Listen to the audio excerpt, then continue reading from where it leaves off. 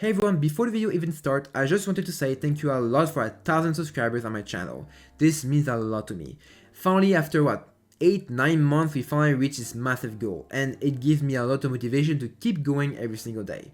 By the way, whether you just watch my videos, interact with me on the comments, or watch my streams, no matter what, thank you a lot for your support. With that said, let's get started. Now, finally, after 2 months, we're finally getting a buff. After 2 months, KAISA is finally getting a buff on 14.4.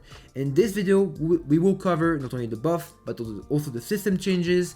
We'll go over the builds, what's new, and finally, we'll talk about the future of the champion with Eclipse. Because yes, this patch will be pretty interesting in terms of win rate, and we'll see what happens. And by the way, like before, this video has no script, so I'm just talking to the mic. My voice might be a bit scuffed, but I'll try to speak as slowly as possible so everyone can understand. And with that said, let's get started. But before talking about the buff themselves, I want to do a quick health checkup on the champion. So when Season 14 came out in 14.1, KAISA was not in the best state. Number one, she lost her mythics. Mythics were such an important factor for KAISA, because they gave you so much stats, it allowed you to be strong in the early mid game. Now with the new Navari and the new Rage Blade, these items doesn't give you enough damage to carry you in the early mid game anymore, so other champions can abuse you. Second of all, talking about other champions, the meta is not the best for KAISA. Number one, lethality champions are strong and are still strong to this day, so Nila, Samira, Draven, MF kinda destroy the champion entirely. Second of all, you're also facing a lot of poke, so champions like Seraphine, Karma, Lux also destroys you pretty much. And so as a champion that has a weak early game and also low range, it's difficult to play a laning phase, and difficult to be relevant in the laning phase in early mid game. But over the patches, systems got buffed, champions got nerfed, and more people played KAISA and tested more builds. And so new builds like for example Static RB or Eclipse made the champion more comfortable to play in the laning phase and made her still relevant in the early mid game, allowing the champion to be more comfortable and stronger. Which is the reason why KAISA win rate went up in 14.3 and KAISA pick rate also went up in 14.3.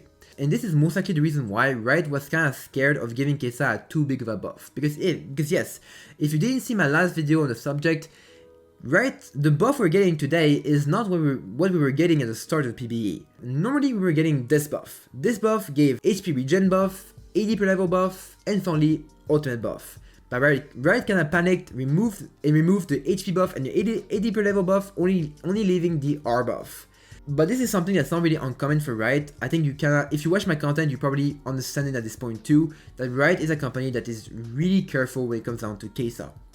The balance team is really careful. Out of all the champions, KAISA is part of this one small group where Riot is taking really small steps and baby steps when it comes down to buffing. They don't want KAISA to have a big buff that makes her OP. They're really making sure that the buff they give into the champion are the smallest buff possible, just so they can increase the power a little bit, so they don't make the champion OP. Even though sometimes there is a lot of room to buff the champion, Riot still want to do the smallest buff possible. It sucks a little bit, but it is what it is, so whatever. The buff we are getting in 14.4 is a R buff. The R range is going from 1500 at level 1 to 2000 at level 1, 2250 at level 2 to 2500 at level 2 and 3000 at level 3. That doesn't change. So yeah, it's not the biggest buff. Now you might say, oh, that's just useless. I don't think so. Even though it's not a power buff, it doesn't give you more damage, this will not fix KAISA issues in the bot lane. It's still a nice buff because it makes the champion more comfortable to play. It's a quality of life buff basically. And you will for sure feel those changes in your games. When your support is engaging, when your jungler is ganking, when your enemy ADC is running away, this increased range allows you to make sure that you get the kill when you use your R and the enemy doesn't escape basically. So overall, even though it's not a power buff, it's still nice, it's still comfortable, so yeah, there you go. But yes, this will not increase KAISA win rate whatsoever. But what can increase KAISA win rate is the change to systems like Terminus.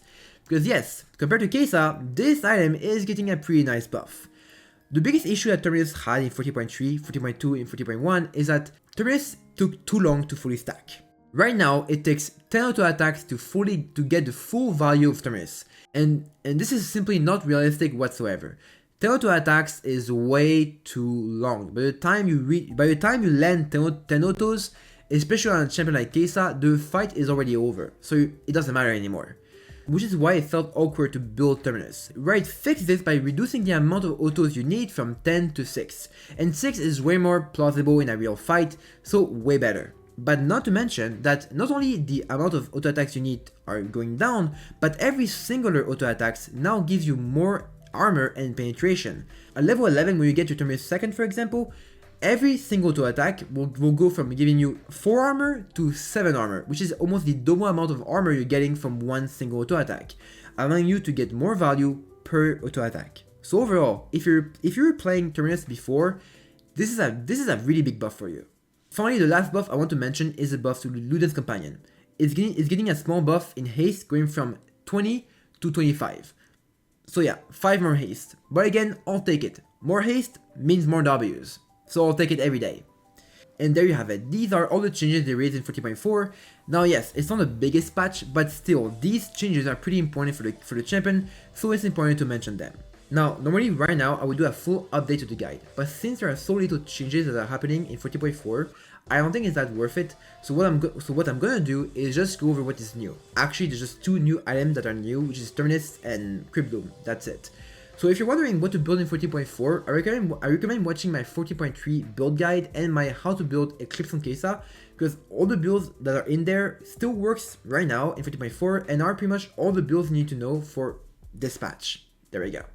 And with that said, let's talk about Terminus. Now, if you're building Kraken Ridgeblade, Static Ridgeblade, or Kraken Navari, going for Terminus 3rd can work in every single situation and is actually way better now than before, especially into squishy or bruiser teams. Now obviously, if you're facing a tanky team like an Ornn and Sejuani, you probably still want to go for an LDR, so you don't want to build Terminus, but into like a more squishy team, going for Terminus is actually a really good option. Now, one thing people have wondered and asked me is whether this means that Terminus 2nd is back on the meta.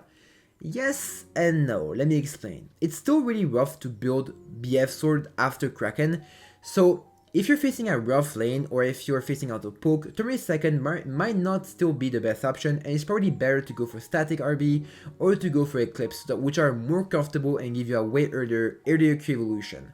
But there is one situation where going for Terminus 2nd is actually a pretty smart choice and probably the best choice possible. Let's say for example you're facing a Draven and you're doing pretty well, you're 2-0. Even if you're 2-0, a Draven, since they go lethality, can still one-shot you, can still burst you down. So one thing you can do to protect yourself is to build Terminus 2nd and abuse the fact you can get a lot of armor and MR really early on. This armor will prevent the Draven from killing you and allowing you to still be aggressive, still snowball without being scared of the Draven finding a random kill on you.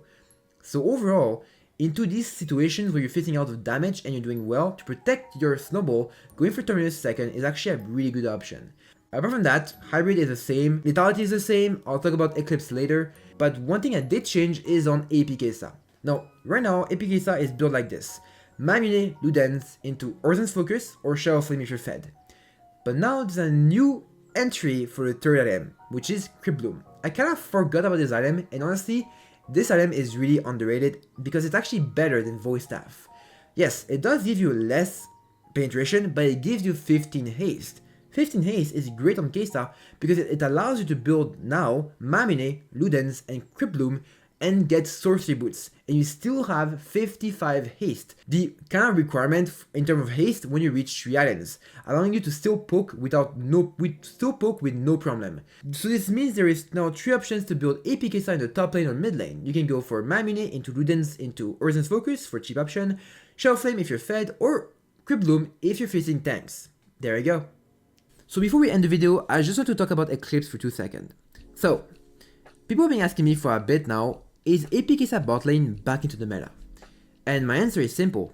Yes, it is. With Eclipse, 100%. Here's why. So, in 2022, AP KAISA bot lane has been pretty strong over the last 3 years. At least, had its moment for the last 3 years. In 2022, we had the Crown of the Shadow Queen meta. We were going for Mamune, Nashor, Crown. It wasn't the strongest build because Mamune is not the strongest item, but it still forced Riot to nerf AP KAISA to prevent AP KAISA to be played at MSI. Then in 2023 we had static, and compared to 2022, static AP KAISA was broken. And here's the reason why. The thing is that the reason why AP KAISA bot lane is never really popular, although it does all the damage, is because of Mana Mune. You need Mana Mune because Mana Mune is the only item that gives you enough AD to get a Q evolution so you can clear the wave. But Mana Mune is an item that is pretty weak. If you build Mana Mune in the bot lane, and you have, for example, a Nautilus support, a Pike support, a Leona, you're pretty much saying to your support, hey, for the next 15 minutes, I'm not gonna fight, I'm gonna farm. So unless you carry me through this lane, I'm not gonna be much of use.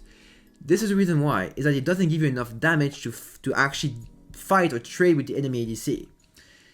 This is why I say that Mana Mune bot lane, Mana Mune AP KAISA is better in top lane and in mid lane.